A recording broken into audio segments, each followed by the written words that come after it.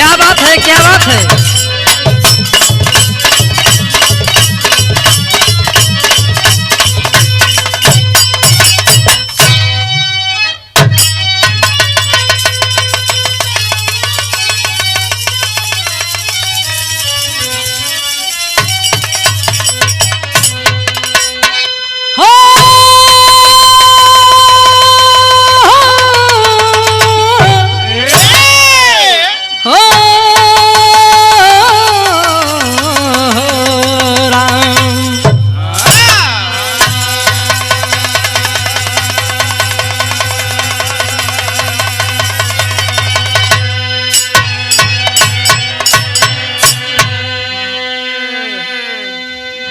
बिरहा में कवि की कलम संकेत करती है। अरे वाह! कहना है कैसे भैया?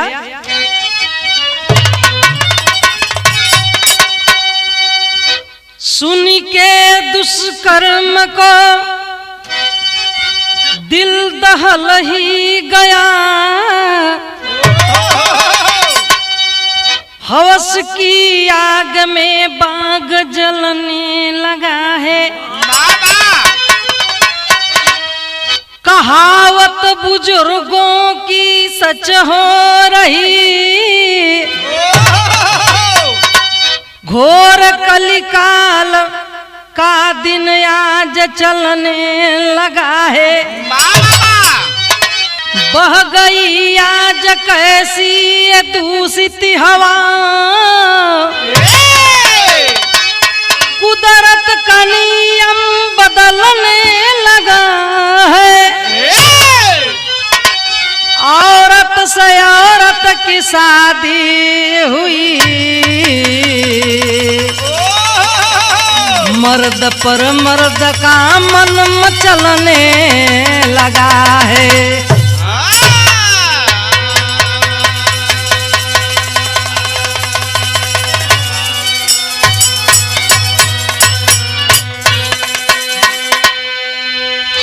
हमारी बिरहा में एक लाइन गजल बा, कौनो आशिक अपना मासूका से कहे। अरे वाह! का कहे भैया?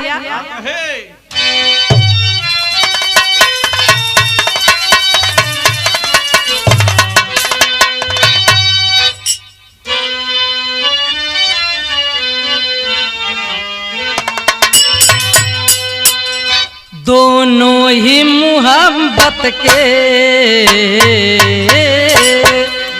दोनों ही मोहब्बत के जज्बात में जलते हैं।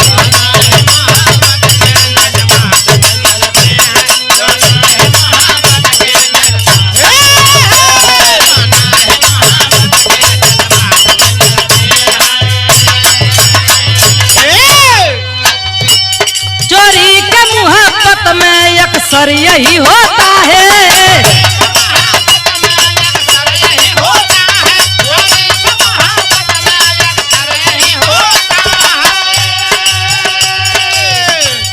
चोरी के मोहब्बत में अक्सर यही होता है।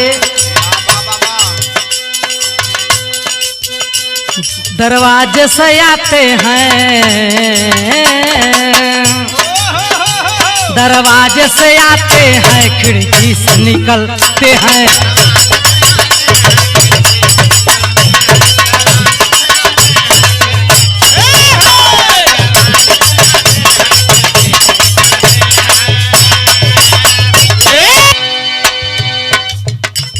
बिरहा में भाव मिलल कहना है।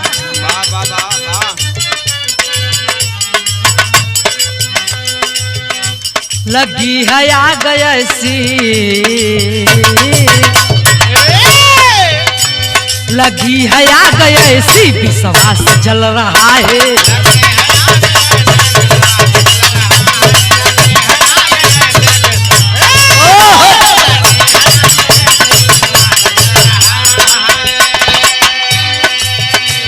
लगी है आग ऐसी, विश्वास जल रहा है।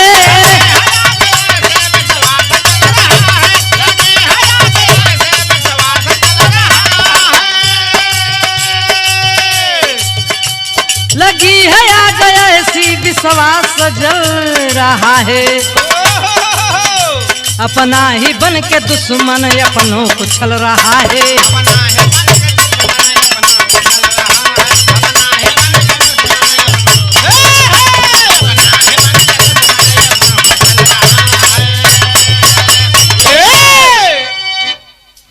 शायर के अंदर भाव लगल मास्टर, कहानी कहवा कह कैसन कहानी है।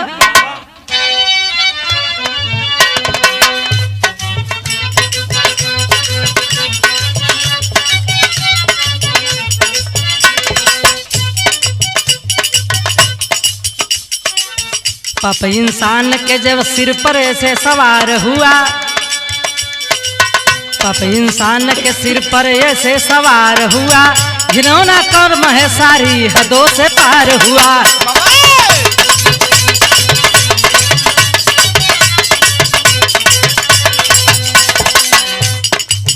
अंजलि के शादी आशीष संगवा भैली हो, अंजलि के शादी आशीष संगवा भैली हो, सैया साथे रहे लुधियाना में अली हो।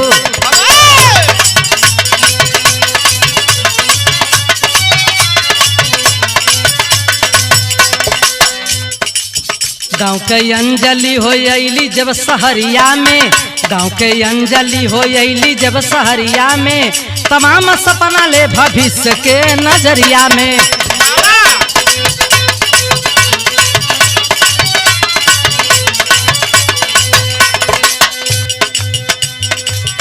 बत दिन रात मन में अंजलि के खटके हो, बत दिन रात मन में अंजलि के खटके हो, सयासी से दूर रहे हटके हो।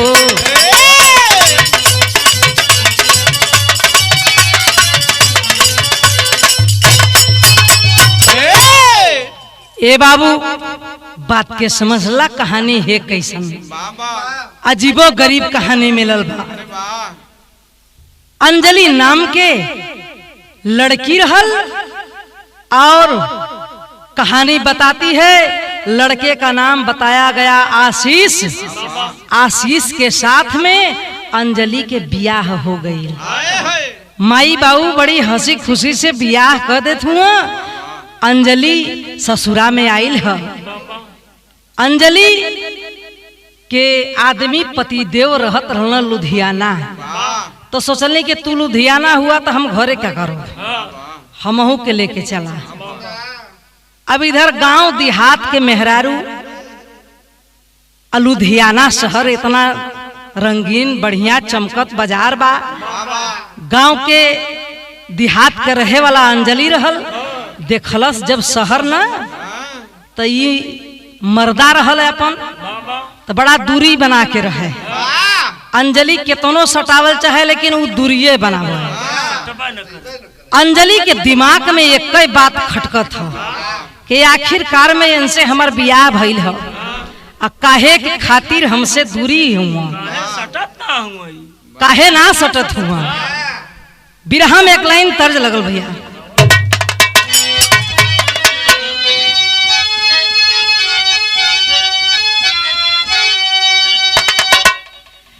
अरे मुंगरी से मरी मारी, अब मुंगरी से मरी मारी, अरे दहिया तेला थूर, अरे दहिया तेला थूर, जहिया मारेला कि जहिया मारेला त मछरी खियावेला जरूर।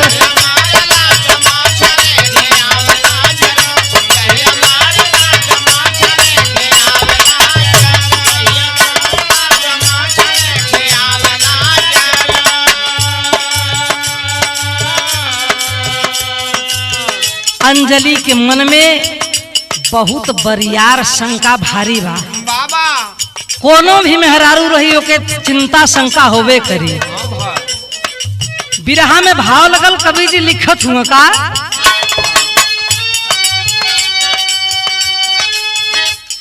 सोची सोची अंजलि हो भैली मजबूर, अरे भैली मजबूर, कौन बात बा, कौन बात बा कि सैया हमर रहे दूर दूर।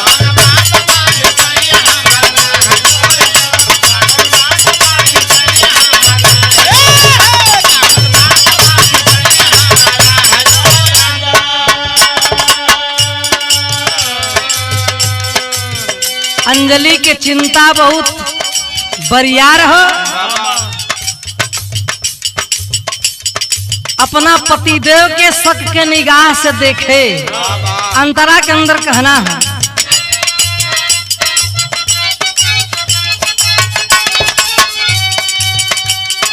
बेधे है बतिया हो अंजलि के मानवा,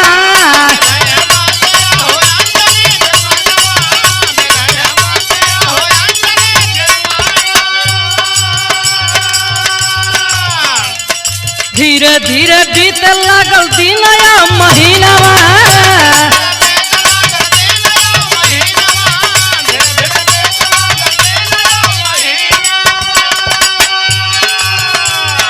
जरे जाला हमारे जवानिया के नूर, अरे जवानिया के नूर, कौन बात बाकी सैया हमार रहे दूर।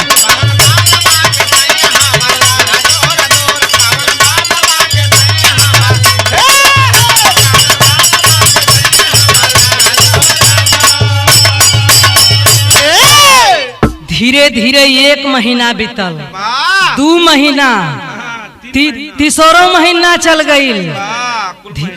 धीरे धीरे 6 महीना का दिन बीतल। तब का भइल?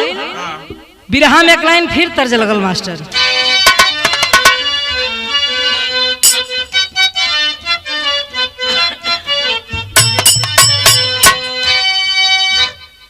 भाव लगल बिरहा में कहना है कि कहले आशीष सुना हमारी गुजरिया, कहले आशीष सुना हमारी गुजरिया, चला हो घुमा दी तोहे दिल्ली के शहरिया।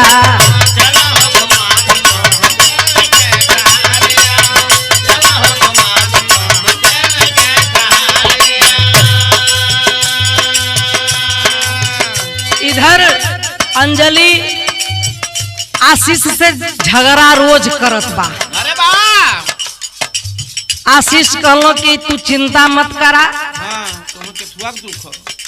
तोके कौनो चीज के दुख हो, कौनो चीज के परेशानी हो, ओके हमके बतावा। आ एक काम करा कि चला तोके एक दिन दिल्ली के शहर घुमा के ले आई। सोचलस कि 2-4 दिन घुमा दे तो हमके ना बोली कुछ, जीवान मान हो जाई, बतिया के भुला जाए। बाबा कहना है अंतरा में,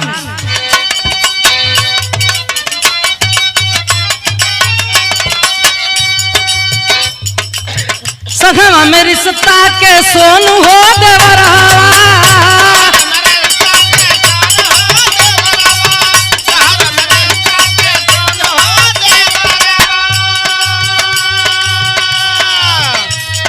देखे अंजलि हो जाई दिल्ली के नजरवा,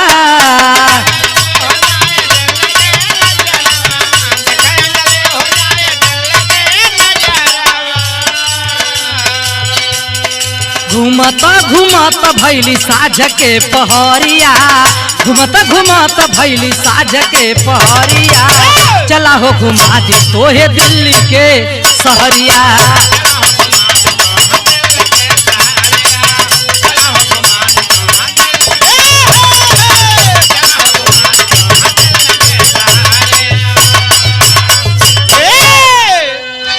इहर दिखा अंजलि और आशीष दोनों पति पत्नी तैयार होत हुआ।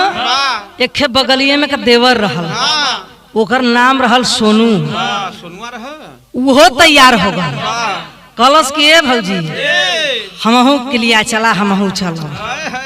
आशीष कहला हाँ भाई चल ना, का दिक्कत है, चल पार्ले वाले में लगा दे तो की। तब का होले विदेशिया के अंदर कहना है मास्टर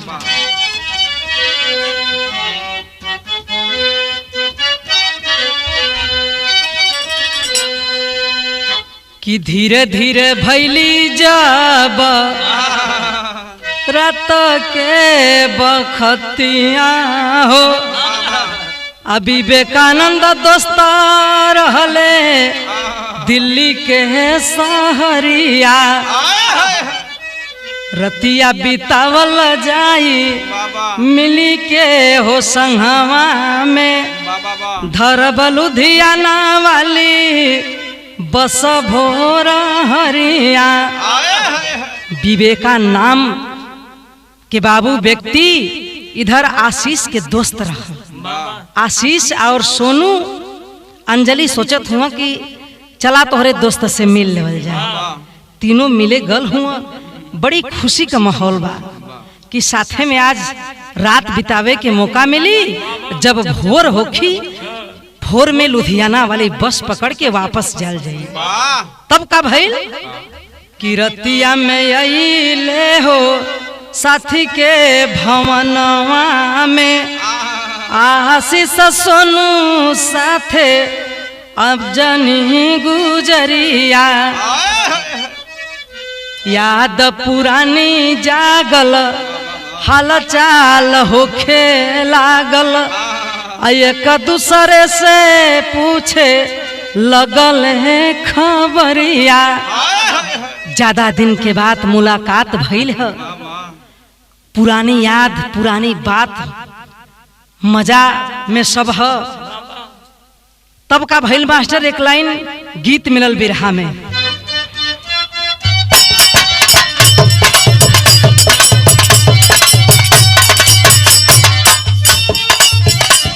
बिरहा में तर्ज लगल एक गीत के हम गौले रहले। अरे वाह कैसे भैया? कैसे हो?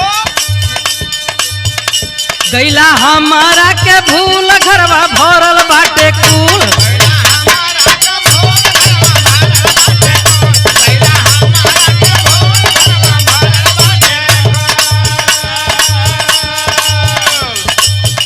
गैला हमारा के भूल, घरवा भरल बाटे कुल। राजा सूलज सच्चू भले से जरियाना।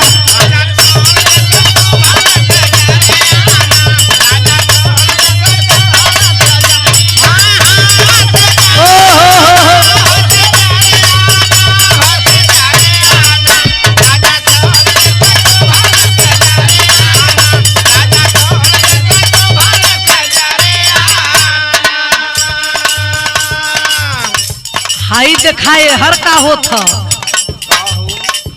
अब अंजलि और आशीष, अंजलि का एक रूम है। अरे वाह अंजलि के पति देव कहला कि देखा हो बड़ा दिना पर दोस्त मिलल हुआ, हम तू तो रोजे संगे रहल जाइए। तब का हाई दूगो दोस्त हमार ढेर दिना पर मिलल हुआ, वाह यहने के साथे हमें राती के रहे दाया, तू अकेले सुत जा। अंजलि भी कहली कि नहीं ठीक बा, जाके सुता। बिरहा में कवि जी लिखत हुआ गजब नजारा लगल। कैसे?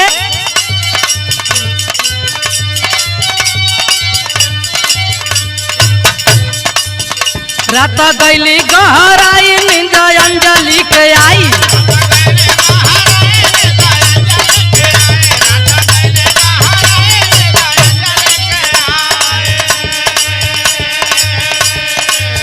रात गैली गहराई, नींद अंजलि के आई। तीनों साथी जाई सुतले हो संगवाना।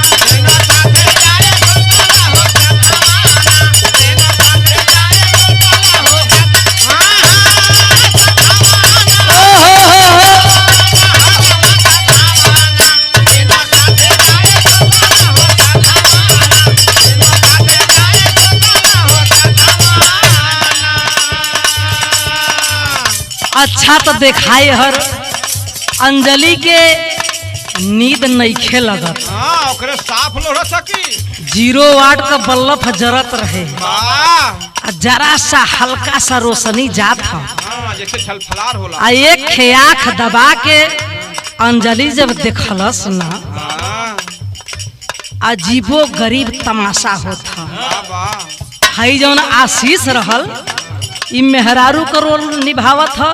वाह वाह दुनहु जौन दोस्तवा बड़ा। हाँ डंडी मुनि का। अब छायावाद में हम कहत हई, एके आप लोग समझ जी भइल का भइले तीना हुनका मेल करे गजबे का खेल।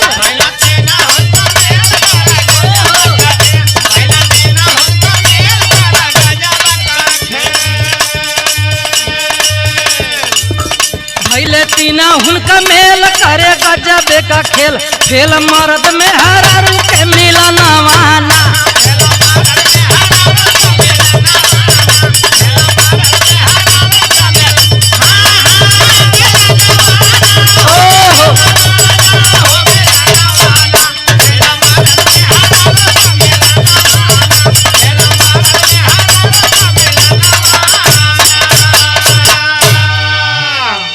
अंजलि मेहरारू जौना समय हेतना देखलस न कहलस कि अरे बाप रे बाप बेचारी के चक्कर लगल आवे कहलस कि सफा एकदम खत्म बा हमार करम फूट गईल ऐसे बियाह हो गल हो इ मेहरारू वाला रोल निभावत हो दुन्नू दोस्तन के संगे।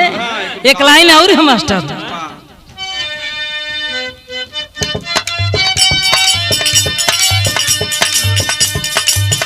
देखी तीनों के तमाशा भैली अंजलि हताशा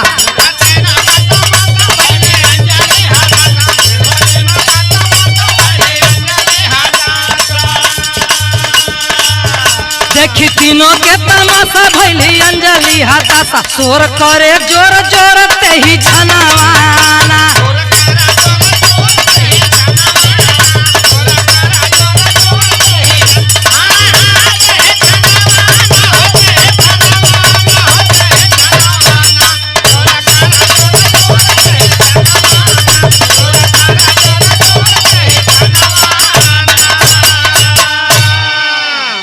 बेचारी कैलस का परेशान हो गई कलश के अरे बाप रे बाप यहाँ हम तो दिल्ली में हई हमार केहू है नहीं के हम के बोलाई का करी। अंजलि परेशान हो जाती है बाबू। बिरहा में गीत बदल गिल मास्टर कहना है कैसे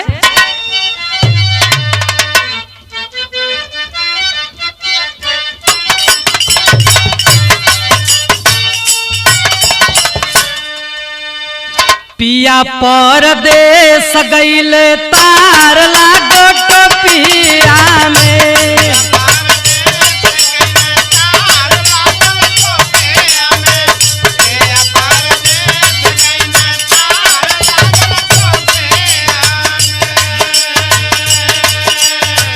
देखी के हो भैली शर्मसार वही रतिया में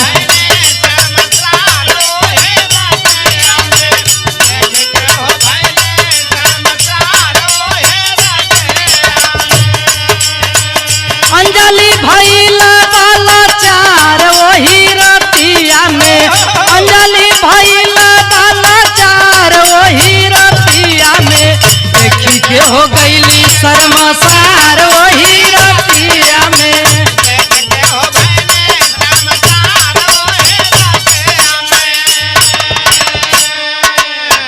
अंजलि बेचारी के तसल्ली ना होखत कैलस का कमरा के भीतर खींची लिहले तीनों घटिया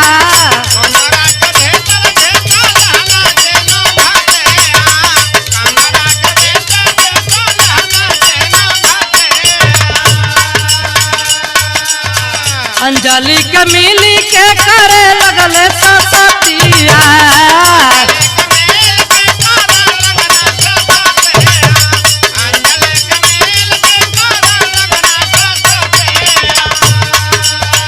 तीनों मिल करे अत्याचार भारी रतिया में तीनों मिल करे अत्याचार भारी रतिया में अंजलि भइल वाला चार आधी रतिया में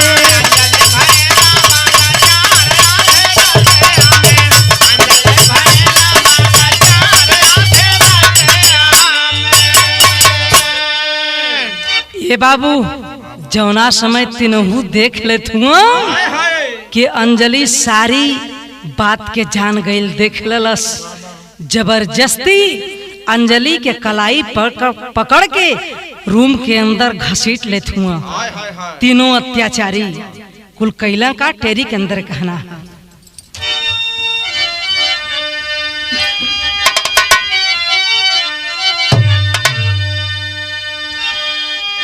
कि अरे मोरे राम जीवन का रिश्ता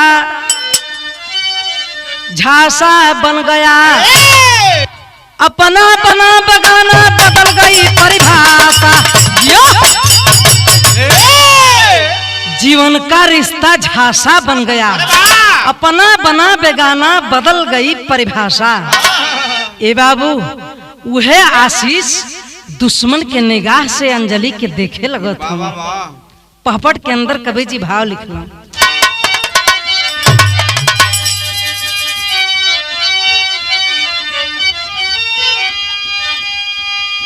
तीनों पापी सोचे तवने छनवा जनवा गाड़े में।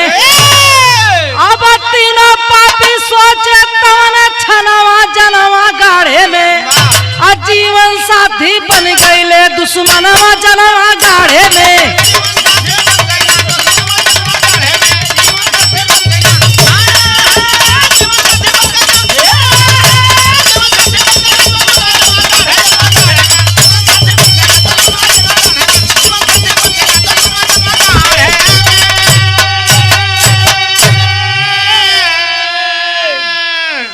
जीवन साथी बन गए दुश्मनवा जनवा गाढ़े में। आशीष करत का हुआ अंजलि के साथे कि तकिया से देहले आशीष मुहदामाई हो। कहे अंजलि काहे सैया अब बन गईला कसाई हो। और पिजरा से हो उड़ी गईले सुगनवा जनवा गाढ़े में। जीवन साथी बन गईले दुश्मन जनवा गाढ़े में। आंखों में आंसू लेके बाबू अधमरी हालत में अपने जिंदगी का भीख अंजलि मांगा था। आल्हे के अंदर कहना है,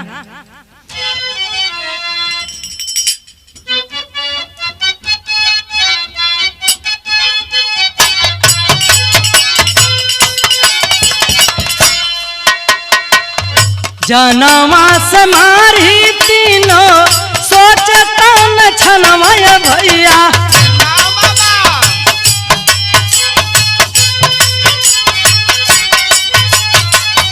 लाश छोड़ी घरवा में भइले हथोरई। गईले आशीष लुधियाना के सहरिया बाबू।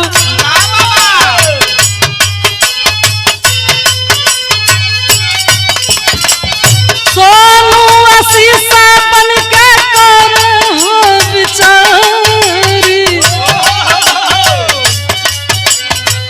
लसिया के काई सोठी काने हो लगावल जाई।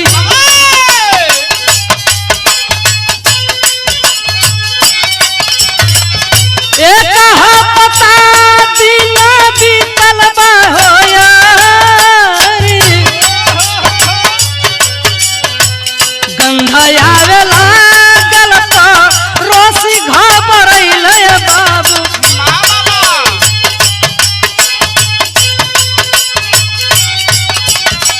थानवा पशु चला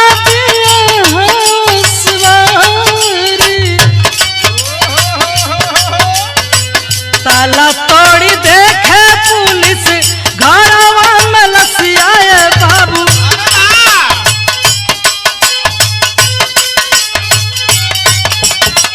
पहिले विवेकानंद भइल गिरफ्तारी।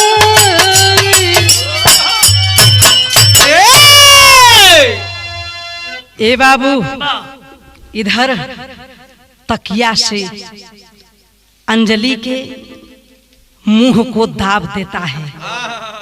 आशीष प्राण पखेरु अंजलि के उड़ गए दुनिया से चल बसली। इधर आशीष वही घरे में अंजलि के लाश के छोड़ के बाबू लुधियाना शहर में वापस आ गई। पुलिस छानबीन करती है। पड़ोसियन के गंध आवे लगल रूम से। गांव घर के मिल के बाबू जाके थाने पर FIR करते हैं। थाना प्रभारी आके जौना समय मुआयना कैले हूँ ताला तोड़ के लसिया निकलन।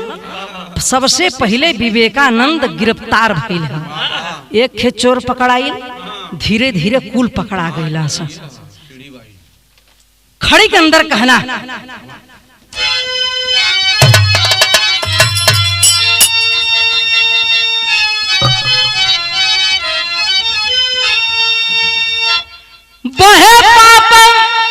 बहे पाप करे सन धारा ज्ञान होई कहिया।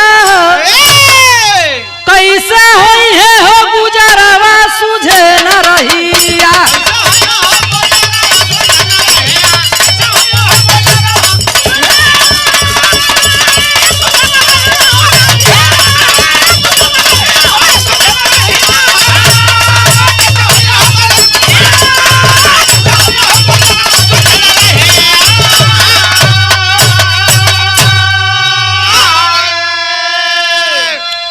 कि चली गई अंजलि जीवन से नाता तोड़ हो। आ जिंदगी में केहू के आवे न ऐसन मोड़ हो। तीनों जलवा में जाई झंखे हो तहिया। कैसे होई है हो गुजरवा सुझे न रहिया।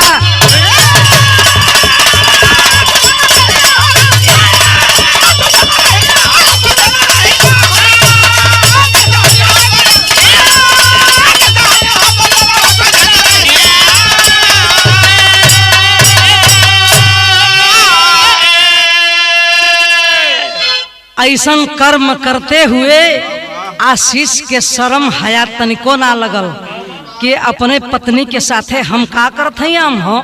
हम हई का। यही हमरे बिरहा के कहानी रहल बाबू। गुरु घराने के परिचय मिलल।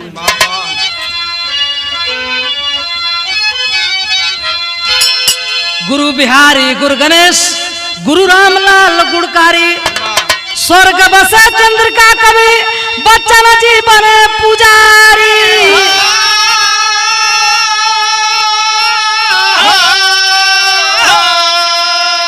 जीवन का रिश्ता झांसा बन गया। अरे जीवन का रिश्ता झांसा बन गया। अरविंद कविता बागी यह कैसा हुआ तमाशा। जीवन का कैसा झांसा बन गया।